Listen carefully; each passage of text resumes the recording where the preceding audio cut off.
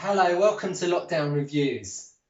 I'm going to make some videos that are going to review all sorts of things, and I'm going to start off with some apps, but I'll be happy to review also podcasts, gear, music that I'm listening to, videos that I'm into, just things that I'm interested in that I'd like to share with other people.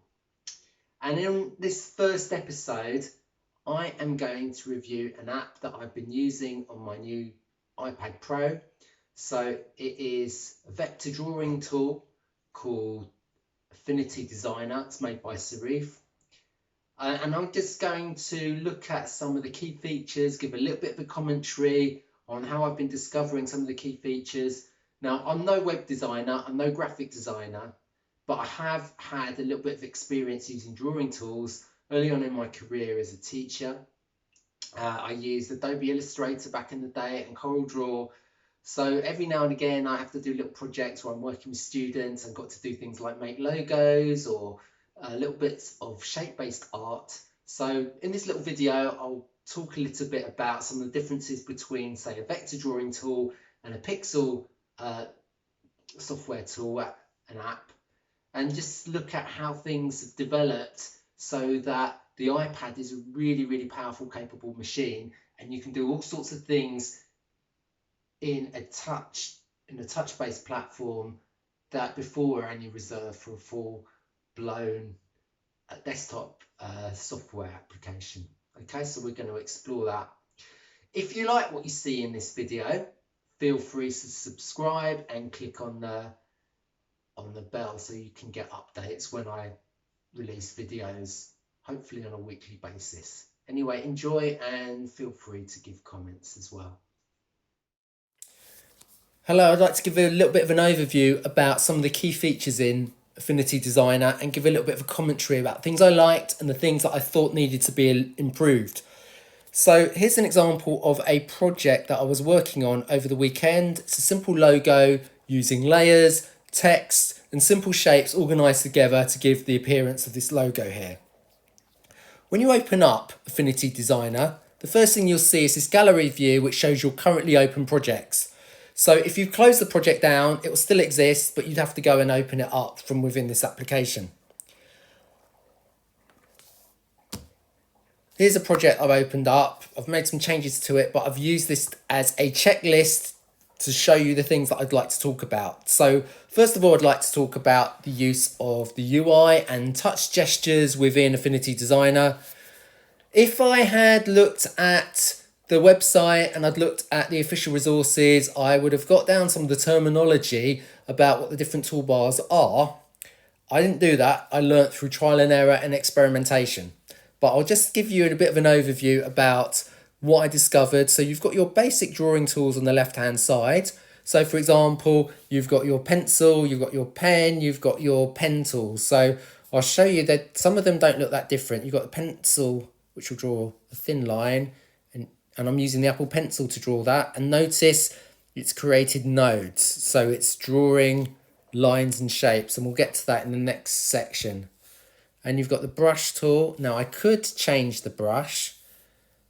The pen tool is useful if you want to make lines or complete a shape. Now if I make a mistake, what I can do is I can press two fingers and it will undo if I press two fingers on the screen. And if I want to redo what I've just undone, if I press three fingers on the screen, it will redo my last action. Okay, so the use of these gestures makes it really, really intuitive and is what separates it from a desktop application. So your commonly used drawing tools are on the left-hand side. You've got your layers and colours and a few other tools on the right-hand side. And your fine controls to do things like change pen widths and change colours and change nodes. Fine tuning seems to be in the bottom toolbar. Now, a couple of other touch gestures that we've got. If I press two fingers down and I can pan around the canvas, can zoom in, or zoom out by using the standard pinch gesture. Okay, let's move on to talking about the vector tool now. So a lot of graphics programs use colored dots called pixels, and when you zoom in, eventually you will see the colored pixels and you will lose quality, or you'll lose resolution. Vector tools are a bit different. They don't make photorealistic images. They make images using shapes, lines, and mathematical equations. And that means that when you zoom in, it will redraw the image and you will not lose any detail at all. So if we zoom in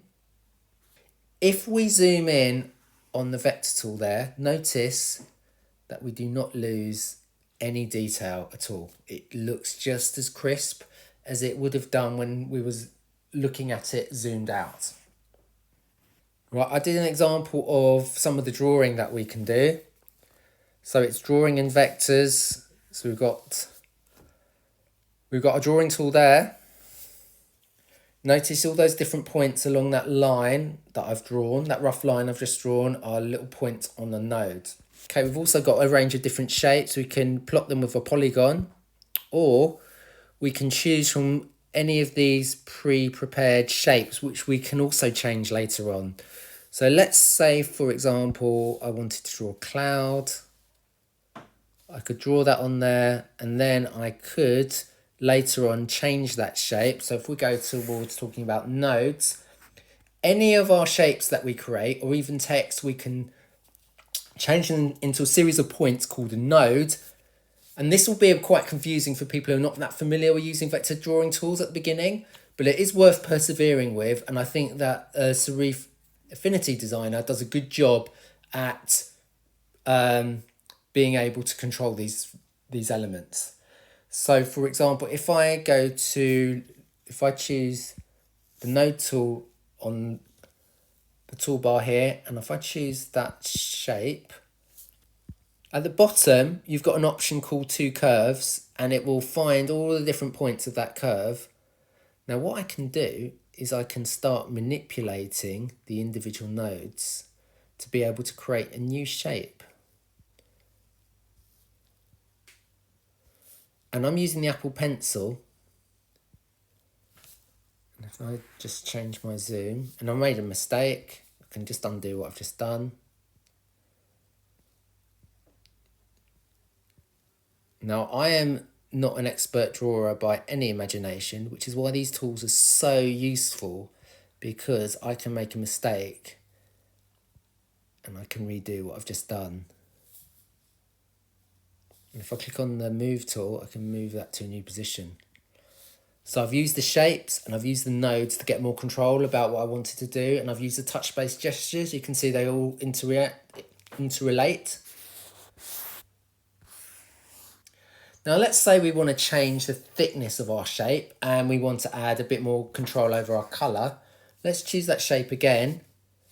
I can go back to the fill tool and I can choose a colour to fill the inside of that shape. I can change the thickness of the line of the stroke of the outside. At the moment it's 2.7 points. Now I can drag the width bar and I can increase the width, or I can actually tap in a new width of that particular shape and it will change that for me. For some reason it didn't do that, but we can control it on the width bar easily enough. And that also works for outlines of letters. One thing that does help a lot is the use of layers. Now, every single shape or element that you draw is going to be layered, so you can manipulate them independently. If we actually have a look at this example here and we go to the layers tool, you can see that different parts of the image are all stacked up. That makes it really, really useful if I want to have an image on top of another image to create a different effect. So let's say I wanted to have layers sitting on side of a painted background, for example. If I choose my paintbrush tool, and I'm going to make it quite thick, and you can see relative thickness to the canvas as I increase the thickness there. Now let's just put that over layers. Now I don't want that painted effect to sit on top of that text. I can move it around and I can, where's layers? I can drag and drop it to a new position. So notice the text now is sitting on top of the paint in the background. It's good there. Now for the version that I paid for it outright, I can have lots and lots of layers. I don't know how many layers I can have in total, but I can have as many as I need, and that's really useful. Another thing we can do is we can add text, and the text size isn't fixed. You can change it either by changing the size of the text, or you can drag it just like any other shape or element. So let's put some new text in.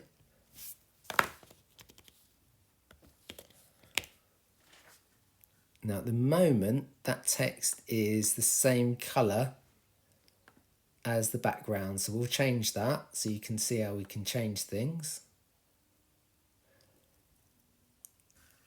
And we can also change the font that we'd like to use.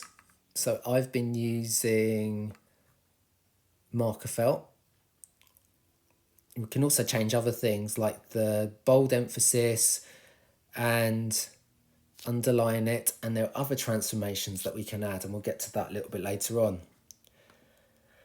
One of the things we want to be able to do is control how it appears on our canvas. So the use of grids and guides give us invisible lines to help us line things up and position things in a controlled way. We can do that on an Affinity Designer. A little bit different to other tools I've used, but it was quite easy to use, especially with the use of the touch gestures to manipulate it. So we can have a grid, and if I click on show grid, you can see you've got lines to guide where you are. I can also add guidelines. So I can use that to add, if I add a horizontal one, so that's my midpoint of my canvas, and I can move it around so I can create my own margins. Again, I can do that from the middle. So let's say I can use that, and then what I can do is one of the options we've got is to be able to get our text and our images to snap into a position against those guidelines. So that's really powerful when you want to be precise about where things go in your canvas. So let's just select. Right, if I move that will snap into place.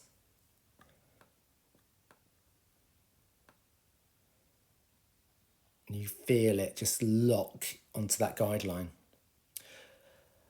We can also change the size, the position. We can rotate just by getting the handle and moving it around, just as we would expect in any graphics program. We also get a little bit more control by using the transform toolbar. So we can change the position, we can change the size or dimensions by typing in the numbers. We can even put it at an angle by using the shear tool. So I can put it at an angle, let's say of 50. And it distorts the text in that case, or it will distort the shape. And one other thing we can do is we want to save it in different formats so we can view it on other computers, other software. So if we click on export, if we want to save it as a vector image, we'll save it as an SVG, or you've got your standard graphics formats, PNG or JPEGs that you'd often use if, say, you're doing it for a logo to be presented on a, say, a web page or on a different document. So that's our overview, and when you save it, you can choose which folder you're going to save it, either in iCloud or on your iPad. So that's the overview. I found it quite easy to use, took a little bit of time to overcome the initial learning curve, but once I did, I've really enjoyed using it. Hello again. I hope you enjoyed that overview of Serif Affinity Designer.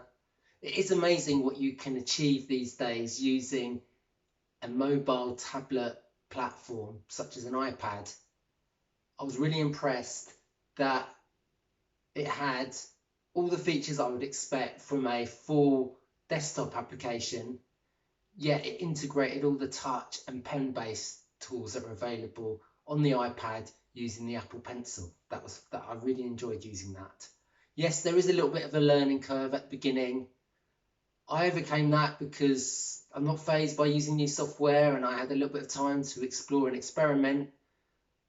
Some people who are beginners might need a little bit more support, which is available from Serif and online through videos and other resources.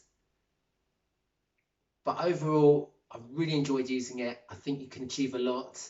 And I think in future projects, beyond making a basic logo, I think I'll be able to achieve those a little bit quicker as I get more familiar with using that. It's only $9.99. I know the normal price is $19.99, but I think it's a good price for what you get. It'd be really nice if they had an infinite canvas, but there are other platforms that provide that for a vector drawing tool such as Concept. So I'm going to explore that, and maybe I'll do a little video on that to compare the two. But overall, I'd say definitely if you're in the market to get a vector drawing based tool for your iPad, I think you could do a lot worse than get Serif Affinity Designer. So it's a big thumbs up from me. Bye for now.